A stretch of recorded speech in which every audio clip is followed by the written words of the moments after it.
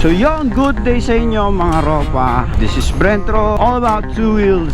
So yon, for today's vlog mga ropa, tayo po ay babalik kay Boss Fern sa Herb and Angel para magpatono ulit ng ating CVT. Kasi 'di ba sabi nga ni Boss Fern sa nakaraang vlog natin is palitan na din agad natin yung clutch lining assembly natin, which is yung stock. So ngayon nakabili na ako ng clutch lining assembly natin, which is RS8 din. So salamat RS8 sa magandang transaction natin.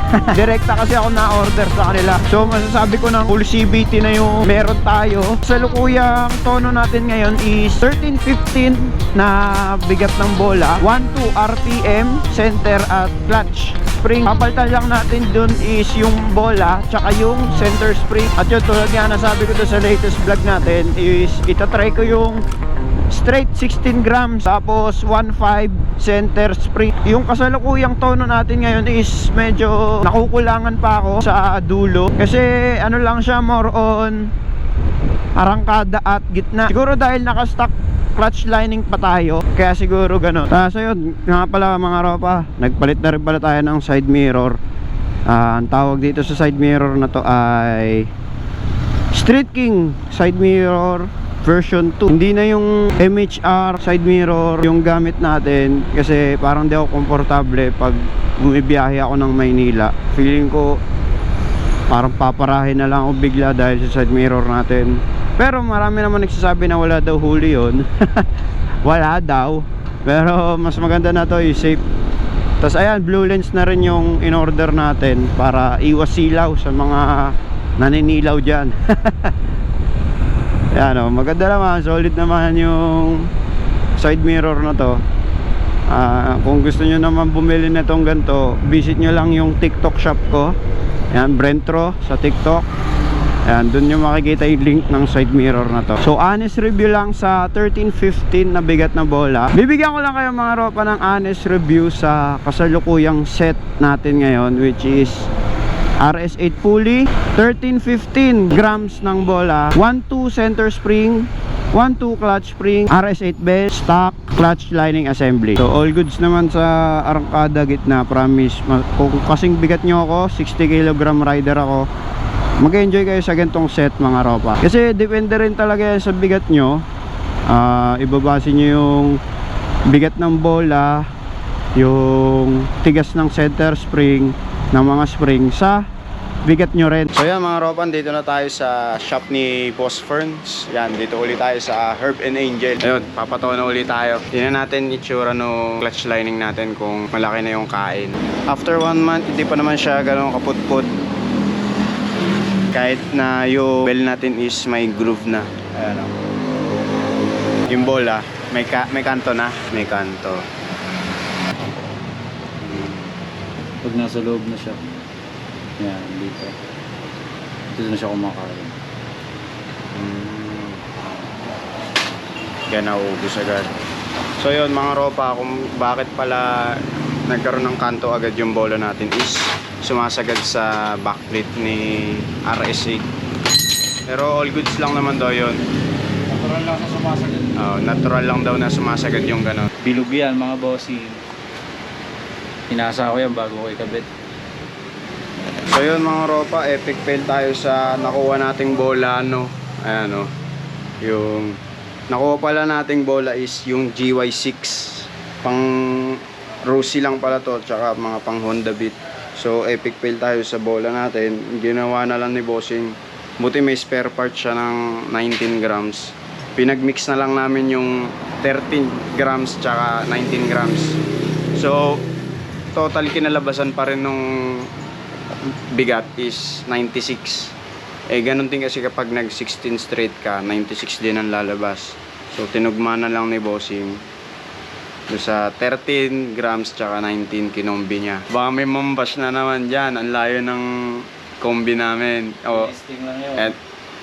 Ito sagot ni bossing sa ganyan kung sakaling may mambabash. Pag-bash kayo, testing lang ngayon. 96 din naman ang labas eh. Yun. So tetestingin lang namin tong combination na to. And then kapag maganda naman, edi okay. Nasira yung panggilid, saka nyo ko i-bash. Pag nasira yung panggilid ni bossing, saka nyo ko i-bash. Ayun, narinig nyo. So, abangan nyo ulit yung next balik natin dito sa next tono natin. Nagka-epic fail tayo sa bola natin ngayon. Tsaka walang stock si bossing ngayon dito na 16 grams. Kaya okay lang yan. All goods na. Testingin na.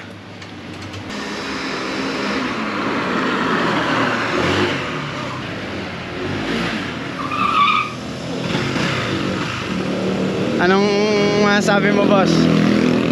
Lalo aggressive. Mas lalong aggressive? Tara sa bukid. Tara. Ngayon na? Sige. So ayan mga ropa. Kasama natin si Bossing. At itetesting natin tong tono namin ngayon sa bukid. Sige boss. Mo yung HSPC. Off ko? Oo. At lang. Para hindi niya pigilin yung takbo mo. Oo nga. Ayun. Okay na. Off na.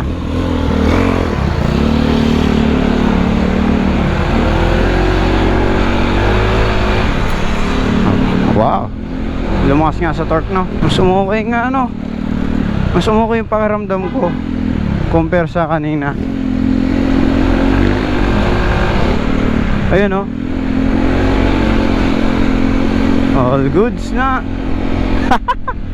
Tutuwa ako. So testing lang namin to ni Bossing, itong gantong kombi. Pares lang sila ng ratio ni Street 16. Kaya ganito na yung naging diskarte ni Bossing. Kesa ibalik namin ng 1315, which is nagre-ratio na ang 84 total grams. Medyo mababa na siya. Nagtaas tayo ng center dito. Kaya tinugma pa rin ni Bossing sa 96. Nagkasundo kami sa 96 pa din total grams. So mamaya papakita ko sa inyo yung final result or yung final tune up namin dito sa ating ADV 160, kung ano yung setup na binago namin. Mamaya de-declare ko. Nagsarado pa si Bossing ng shop niya para lang i-testing to. Salamat Bossing.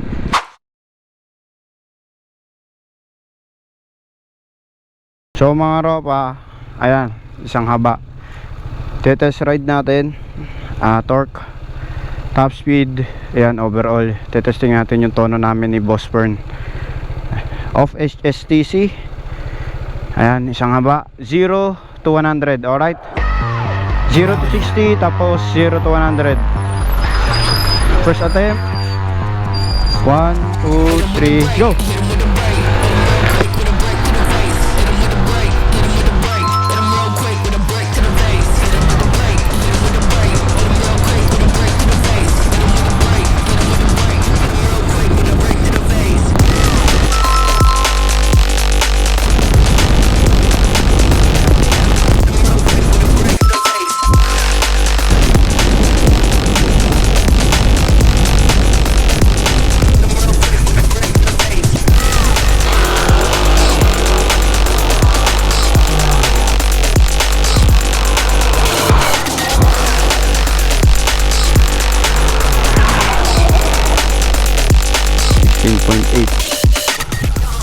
$105. Ilang bigat mo ba? 60 din? Oh yun, 16.8. Bilis. Medyo ano pa yun, no? Mababa, maikli pa to eh, no? Sabi na lang yan, simula dito ang doon. Tapos 200 lang siguro to, wala pa. O 150. 150 meters, no? Ayan. Intersection niya na, boss. Sa lubak lang kayo? Sa intersection ako.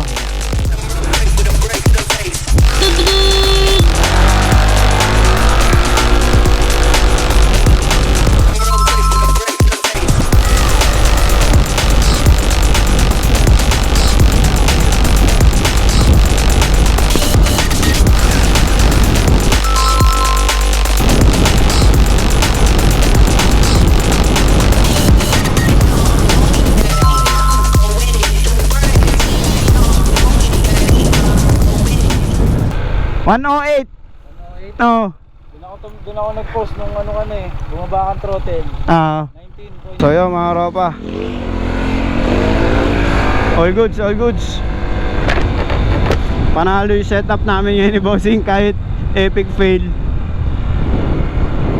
Hindi namin nasunod yung 16 straight. Eh nagawa naman ni Bossing ng solusyon. Nag-combi siya ng 13 tsaka 19. So kayo magtataka kayo, sobrang layo ng combination o ng mixture. Eh testing lang ito, trial and error lang mga ropa. So hindi rin magtatagal, magpapalit din tayo. At as of the moment, i-enjoyin ko muna tong tono namin ni Bossing. Bali ang setup na natin ngayon mga ropa is RS8 pulley, tapos may bola na 13 grams tsaka 19 grams, tig-tatlo sila. Tapos RS8 clutch lining, RS8 bell, 1.5 center spring, 1.2 clutch spring, stock torque drive, stock belt. So ayan yung mga setup natin ngayon mga ropa. Nakita nyo naman kung ilang segundo ko nakuha yung 109 nga ba? Oo, 109, 108. Ewan ko kung nakita nyo mga ropa. Yung kanya, yung siya yung nag-test drive, nakuha niya yung 105 ng 16 seconds, 16.8 seconds.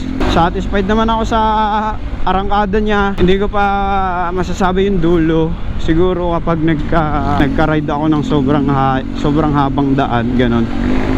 Maiksi pa yung daan eh. Maiksi pa. Tapos uneven roads pa yung sumasalubong sa atin. Boss, dito na ako. Salamat po. Ingat po. Chat na lang. Maraming salamat ulit kay Boss Ferns ng Herb and Angel Fernworks. Naka-off pala yung HSTC natin doon mga ropa, para walang pumigil sa atin. Pero ngayon, babalik na natin. Yan. Balik na natin yung HSTC. Pakaramdam ni Bossing, tsaka pakaramdam ko din, mas umukay yung tono namin ngayon compare sa dati. Little difference lang naman, pero mas okay talaga yung setup ngayon, yung tono ngayon. Siguro dahil naka-clutch lining na tayo. 96 grams of total yung naikabit sa atin. So next update mga ropa sa pag-tune up natin dito kay Deborah. Abangan nyo lang. Pag hindi pa rin natin nakuha yung top speed na 130 sa loob ng isang minuto, magsusuper stock na ako. Magsusuper stock na tayo mga ropa. So yun mga ropa, quick roll lang. And this is Brentro, all about two wheels. Let's go.